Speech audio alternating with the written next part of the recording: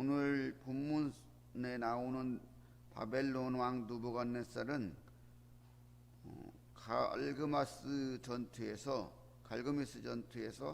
애굽과 아수르의 대연합군을 대파하고 바벨론 제국의 기틀을 견고하게 하였던 바벨론의 두 번째 왕으로 40년 이상을 바벨론을 통치하였던 군주입니다. 그가 이렇게 바벨론을 통치하던 시기 고대 건동을 제패했던 바벨론은 당시 고대 건동의 절대 강자로서 부상하였고 태평성대를 누리고 있었습니다. 이때 바벨론의 느부갓네살의 권세는 하늘을 찌를 듯 하였습니다.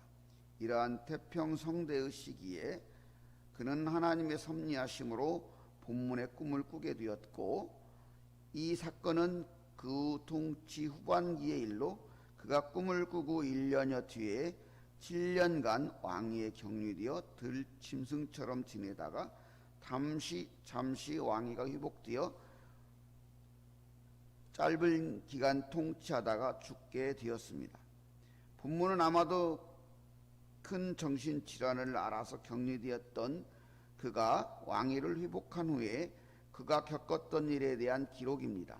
이러한 본문을 통해서 우리는 이스라엘 백성들을 포로로 끌고 간 대제국, 당시의 절대 강자라고 할 수 있는 바벨론과 그의 왕까지도 하나님의 주권적 통치 안에 있음을 알게 함으로써 포로기 이스라엘에게 희망과 용기를 주고 있으며, 또한 이스라엘은 물론 우리에게도 하나님은 어떠한 분인지를 우리에게 분명히 알려주고 있습니다. 본문을 통해서 우리에게 알려주시는 하나님은 어떠한 분인지요? 첫째, 하나님께서는 역사의 주관자이심을 우리에게 본문은 알려주고 있습니다. 본문에 2절, 6절, 7절, 9절, 17절, 25절, 26절, 32절 등을 유심히 보면 알을 강조하고 있어요. 근데 여기서 아는 것은 무엇을 아는 것을 강조하고 있냐면 하나님에 대해서 아는 것을 강조하고 있어요. 느부갓네살의 꿈을 통해서 우리가 보면은 18절, 여기 4절부터 18절은 느부갓네살의 꿈에 대한 이야기고, 1절, 3절은 이 내용상 봤을 때 뒷부분으로 가야 될 내용이에요. 그리고 4절에서 18절까지는 꿈, 그리고 4절부터 18절까지 꿈, 그리고 19절에서 33절까지는 꿈에 대한 해석, 그리고 그 꿈이 이루어지는 일, 그리고 34절부터 37절까지는 왕위를 회복한 뒤에 하나님을 찬양하는 내용이잖아요. 그러니까 34절, 37절 그 뒤를 이어서 1절, 3절이 배치가 되면 딱 내용상 구조가 맞아요. 이런 내용들을 쭉 보면서 결론적으로 하나님은 역사의 주관자이심을 그때 당시 고대 건동의 절대 군주 느부갓네살을 통해서 고백하게 하시는 거예요. 그렇게 함으로 인해서 당시, 그리고 전쟁에 완전히 패배해서 포로로 끌려와 있는 그 이스라엘의 남은 자들, 시르에 빠져 있는 자들, 그 신앙의 회의를 느끼고 있는 그들에게 우리들이 이런 상황이 있음에도 분명히 이 대제국 바벨론도 통치하시고 우리의 역사를 주관하신 분은 하나님이라는 사실을 첫째의 목적은 그 이스라엘의 남은 자들에게 알게 하여서 희망을 주는 거예요. 있어요. 그리고 고대 곤등의 모든 제국들에게 분명히 하나님께서 역사를 주관하심을 알게 하는 거예요. 그리고 오늘 본문 속에 느부갓네살에게 그것을 알게 하는 거예요. 그래서 그의 교만을 낮추시기 위함. 우리에게도 또 주시는 거예요. 우리도 우리의 인생을 살아가면서 우리의 뜻과 생각과 의지와 다르게 세상 일들이 되어지고 또 한치 앞도 내다볼 수 없는 세상을 살고 있지만 우리가 그럼에도 희망을 가질 수 있고 용기를 가질 수 있고 낭망하지 않을 수 있는 이유는 그 모든 것들 속에 우리를 포함한 모든 사람들을 하나님의 구원의 은총으로 인도하기 위한 하나님의 구원의 경륜 속에서 이루어지는 일들이라는 것. 그래서 우리는 낭망하지 않을 이유가 있다. 그것은 지금 멀게 보면은 이스라엘 백성들 고대 권동에 대한 주권적 선포이기도 하지만 지금을 사는 우리 신앙인들에게 주는 하나님의 주권적 선포이다. 그렇게 우리는 받아들여야 돼요. 그리고 두 번째 본문은 하나님은 교만한 자를 낮추시고 겸손한 자를 높이시는 이심을 알게 하고 있어요. 우리가 방금 읽었던 17절 말씀은 느부갓네살의 고백이라고 보면 돼요. 이는 순찰자들의 명령대로 걸어간 자들의 말대로이니 지극히 높으신 이가 사람의 나라를 다스리시며 자기의 뜻대로 그것을 누구에게든지 주시고 또 지극히 천한 자에게를 그 위에 세우시는 줄을 사람들이 알게 하려 함이라 하였느니라. 이렇게 돼 있잖아요. 그리고 30절은 나 왕이 말하여 이르되 이 큰 바벨론은 내가 능력과 권세로 건설하여 나의 도성으로 삼고 이것으로 내 위엄무 영광을 나타낸 것이 아니냐. 이렇게 교만하게 하니까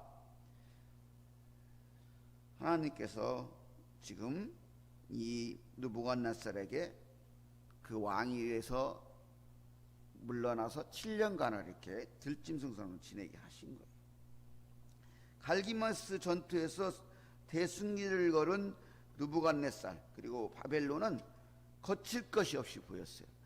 그 바벨론 왕의 위세는 정말 하늘에 닿을 것 같은, 오늘 지금 꿈의 해석에도 나오잖아요. 해석하는 부분에도 그 바벨론 왕의 위세는 정말 하늘에 닿을 것 같이. 그래서 그러다 보니까 대제국의 통치자들이 대부분 가졌던 교만함이 요 느부갓네살 왕에도 찾아왔던 거예요. 우리가 어제 봤던 그 3장에도 그 두루 평원의 신상을, 왕의 신상을 세우고 그 자신을 신으로 경배하게 하였잖아요. 그랬는데 거기를 거부했던 바벨론의 새 친구 7배나 뜨겁게 풀무불을 달구어 가지고 넣는데도 다 살아나잖아요. 그래서 그런 경험을 통해서 분명히 느부갓네살은 하나님만이 절대적인 신이다라고 고백했던 그가 또 지금 이런 교만을 저지른, 이렇게 사람들은 너무 순간순간 잊어먹는 거예요. 그래서 지금 그 꿈을 통해서 다시 그를 돌이키시려고 꿈을 꾸게 하셨고, 그 꿈을 해석하는 다니엘을 통해서 그에게 분명히 심판을 말씀하셨어요. 그리고 회개를 촉구했어요. 그 27절 말씀처럼 그런즉 왕이여 내가 아뢰는 것을 받으시고 공의를 행함으로 죄를 사하고 가난한 자를 긍휼히 여김으로 심으로 죄악을 사하소서. 그리하여 왕의 평안함이 혹시 장관이라 하느니라. 만약 이때 바벨론의 느부갓네살이 회개하고 돌이켰다면 7년 그 형벌을 피할 수 있었다는 거예요. 지금 여기서 23절은 7대를 지내리라 말한 걸로 봐서는 그 주석에서는 7개월일 수도 있고 7년일 수도 있다고 말해요. 어쨌든 그게 중요한 것은 7이라는 숫자는 뭐냐면 그의 징계에 대한 형벌이 완전히 찼다는 의미예요. 그 징계에 대한 형벌을 완전히 치르고 났다는 의미로 7자가 들어가는 거예요. 그 앞장에서 7배의 풀무불이라고 말하는 것은 꼭 7배라는 의미보다는 더 이상 높일 수 없는 뜨겁게 했다는 의미가 있는 거예요. 그러니까 어쨌든 7년이든 7개월이든 느부갓네살이 저질렀던 그 교만에 대한 형벌이 완전히 치루어진 그 기간을 말하는 거예요. 어쨌든 그렇게 그가 교만하였던 것에 대해서 하나님께서는 그래서 회개를 촉구했는데 그가 돌이키지 않으니까 1년의 기간을 주잖아요. 하나님은 이렇게 바로 징계하지 않았어. 1년의 기간을 줬다니까요. 29절에 보면 12달이 지나 그렇게 됐잖아요. 1년의 기간을 주었는데도 느부갓네살이 돌이키지 않으니까 7년의 이런 형벌을 치르게 한 거예요. 그것을 통해서 느부갓네살이 뼈저리게 들짐승처럼들과 함께 지내다가 뼈저리게 깨달은 거예요. 이 내가 이 모든 것은 나의 능력과 지혜로 내가 이렇게 바벨론을 이렇게 견고하게 하고 내 왕위가 높아진 걸로 생각했는데 그것이 아니구나. 그것을 깨닫게 돼요.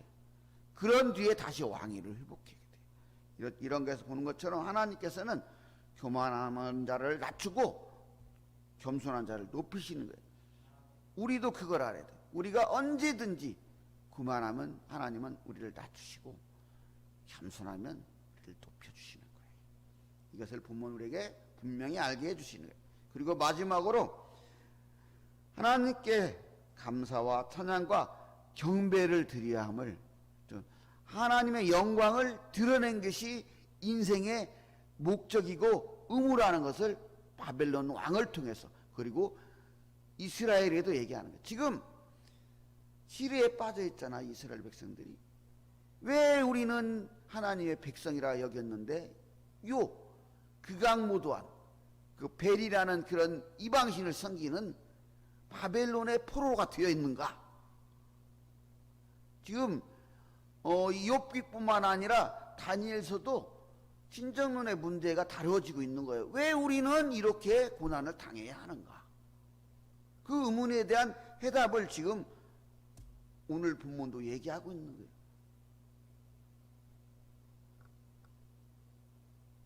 34절에 보면 우리가 금방도 읽었죠. 34절. 그 기한이 참에 나 느부갓네살이 하늘을 우러러 보았더니 내 총명이 다시 내게로 돌아온지라. 이에 내가 지극히 높으신 이에 감사하며 영생하시는 이를 찬양하며 경배하나니 그 권세는 영원한 권세여 그 나라는 대대에 이르리로다. 37절은 그러므로 지금 나 느부갓네살은 하늘의 왕을 찬양하며 경배하노니 그의 일이 다 진실하고 그의 행실이 의로우심으로 교만하게 행하는 자를 그가 낮추심이라. 이때 이는 한때 교만하여 왕위에서 쫓겨나가 7년 뒤 왕위를 회복하게 된 느부갓네살의 고백이에요. 생각해 보세요. 이 고백을 듣는 포로로 있는 이스라엘 백성들은 무슨 생각을 할까요? 그리고 포로기에서 회복되어서 또 지금 이 포로기 회복 뒤의 그에게도 주는 말씀이거든요. 이제 뒤에 이 다니엘서가 그 말을 듣는 사람들은 무슨 생각을 하겠어요? 우리가 지금 납득이 되지 않는 일들을 그리고 감당할 수 없는 일들을 당하고 있지만 이 일의 주관자는 하나님이시라는, 그 얘기는 회복시키실 분도 하나님이고 하나님이 반드시 회복시키실 거란 희망이 생기는 거예요. 그런데 그 이방 사람 절대자가 그 고백을 하고 있다는 거예요. 이게 실화라는 거예요. 실화, 이야기가 아니고. 얼마나 희망이 되겠어요. 그리고 여기서 끝나지 않잖아. 1절 3절에서 구성상 뒤에 가야 된다고 했잖아. 그 왕이 조선을 통해서 만방에, 자기가 다시 영향력이 미치는 만방에 하나님은 이런 분이야라를 선포하고 있는 거예요. 얼마나 놀라운 일입니까? 이방인의 입을 통해서. 이렇게 나도 하나님은 분명히 감사와 찬양과 경배를 받으실 분이에요. 예수님이 그러잖아. 너희들이 쟤들의 입을 막으면 돌들이라도 일어나서 증언하고 찬양할 거라고. 이렇게 하나님은 감사와 찬양과 경배를 마땅히 드려야 합니다. 영광을 올려드려야 할 분인 거예요.